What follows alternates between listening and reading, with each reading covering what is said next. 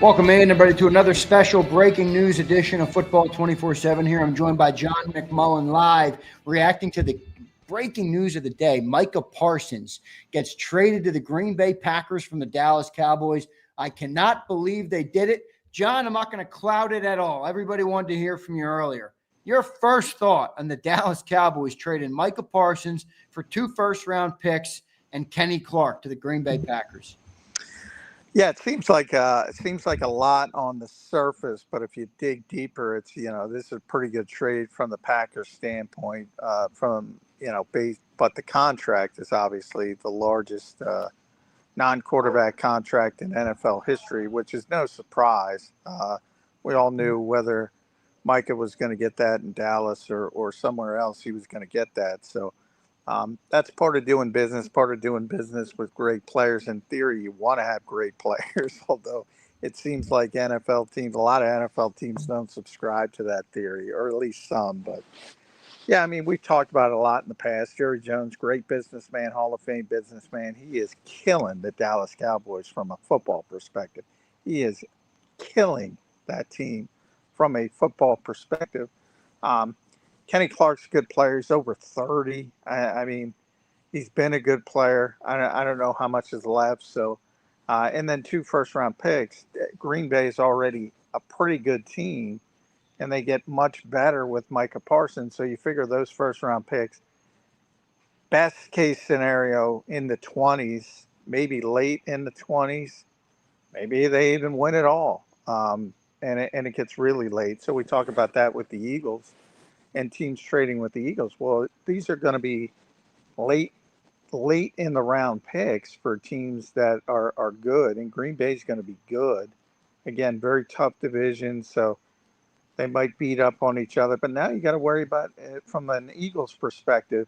You don't got to worry about Dallas, but you're got to start worrying about Green Bay a little bit. Well, I think that's a significant part, John. I mean, Dallas wasn't a worry before this trade or after this trade, right? I mean, but we now do have another emerging contender in the NFC in the Green Bay Packers. What's your outlook on them after adding Micah Parsons today, John? You mentioned the contract, 4 years, $188 million, John, $47 million per year for Micah Parsons. Unbelievable. Big contract, 136, I believe, guaranteed. Yeah, I mean, and this puts, I think Green Bay on the same level as Detroit and the NFC North. They probably pass Minnesota. They certainly pass Chicago. I have some concerns with Jordan Love coming off last season. I was disappointed. But if it clicks for him, I mean, I don't question Jordan Love's talent. I question his decision-making, gets a little bit too frustrated, too willing to throw the ball in dangerous situations. So, I used to say that about Josh Allen, and he figured it out to a certain degree. So, I mean, from a talent standpoint, you're not gonna question Jordan Love. So if it starts clicking for him, look out. I mean, this team becomes a legitimate contender. They're one of the group of teams that can literally talk about the Super Bowl and it be realistic by making this move. Yeah. John, what do you make of Jerry Jones actually doing it, man? I really didn't think he would do it, John. I thought he would make him wait. I thought he would franchise tag him if he needed to. And I thought he would make a circus of it, as he always does. But he really said, nobody will dictate to me how to do my contracts. I don't care how good you are. Your thoughts on Jerry Jones actually doing it? Well, he's kind of a loose cannon. So from the standpoint, his history was he's always going to pay in the end. I do think there is some level of Micah was going to take this to the end, and he didn't want to play for that team anymore. And most of the other guys sort of understood the situation and knew they would get their money in the end. He would have got his money in the end as well. I just think he wanted nothing to do with the circus anymore and wanted to get out of there, and he made it happen. So that's the one thing about players. If they really want to make it difficult to stay in a certain situation, they can force their way out. and they were going through all this rigmarole with back tightness. I guarantee his back's going to check out when he gets to Green Bay, and he's going to be fine.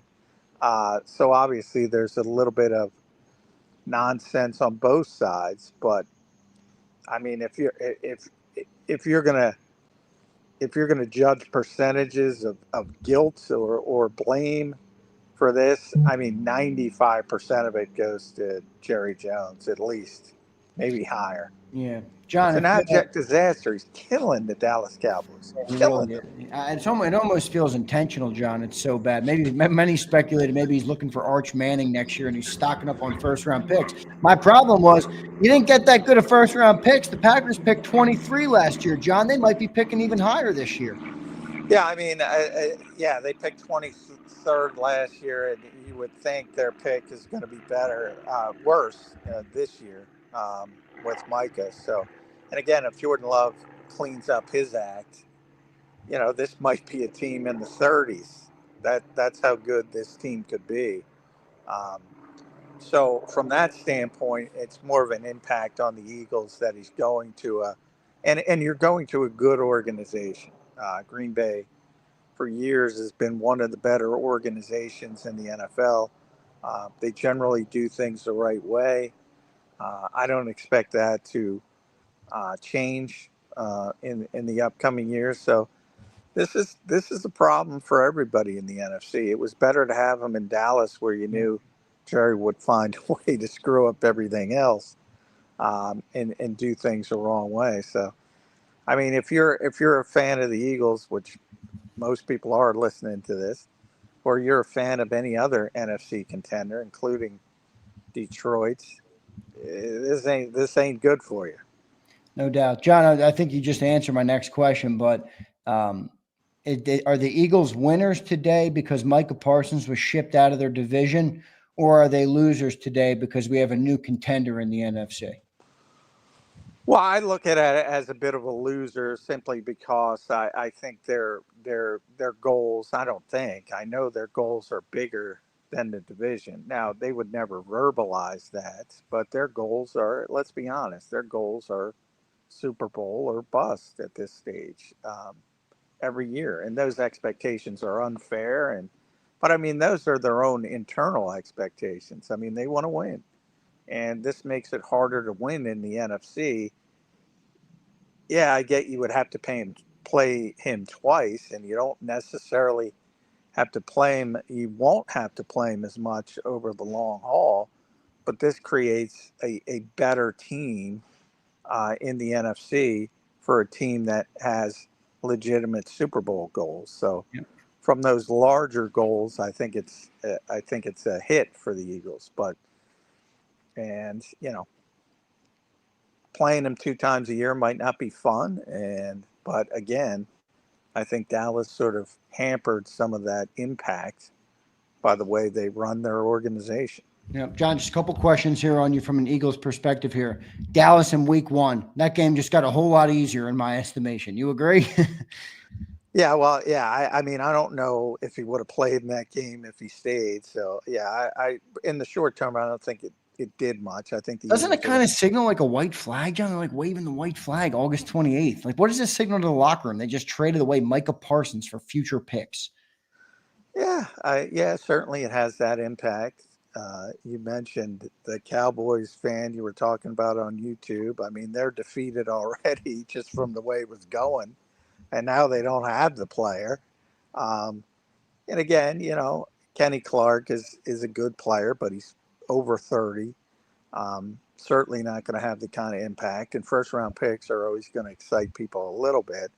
But yeah, I think if you're realistic, I mean, Dallas is not that they were before, but they would have been a contender for one of the final wild card spots. I think if Dak has a good year and Micah was back, I think they had a legitimate upside. I don't even see that upside now. Now you got to start worrying about the Giants behind you. John, last question, man. Does this change what the Eagles are going to do? We've been talking about edge rusher for a long time. I've been pounding the table for Trayvon Walker. I'm wondering if the cost for Trayvon Walker went down a little bit after seeing the Micah Parsons package.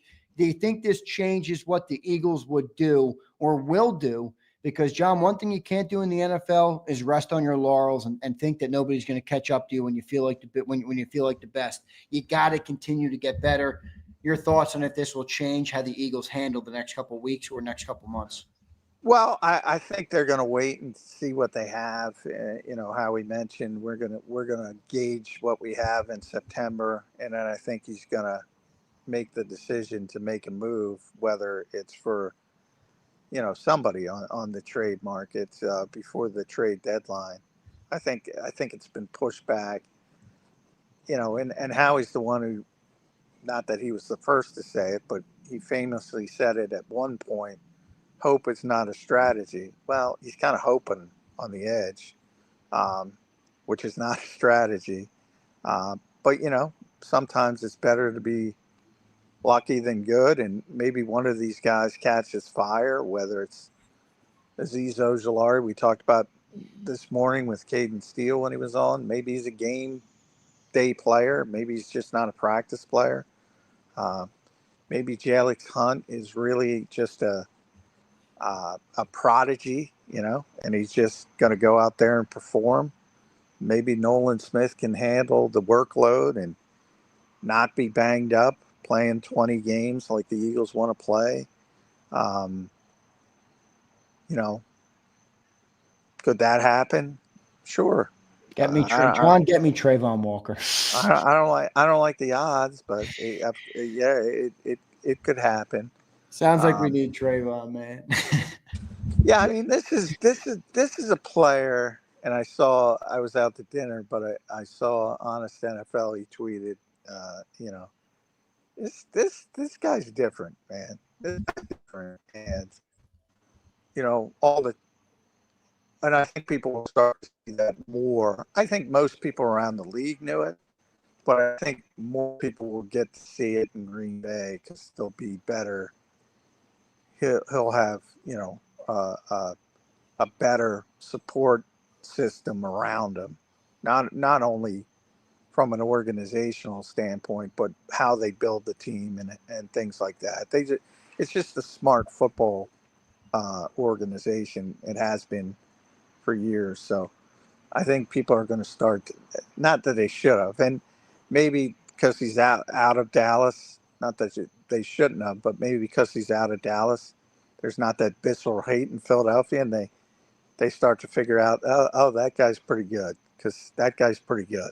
So there's no, Trayvon Walker ain't in Micah Parsons' orbit. I know he's not, but it makes you better than you are today. So I think you got to try and keep up. But I hear you. John, 8 to 10 a.m. we'll be live on Birds 365, man. Looking forward to hearing you further dived into this. Your final thought on the breaking news of Micah Parsons being traded from Dallas to the Green Bay Packers. We'll catch you in the morning, John. Your final thought.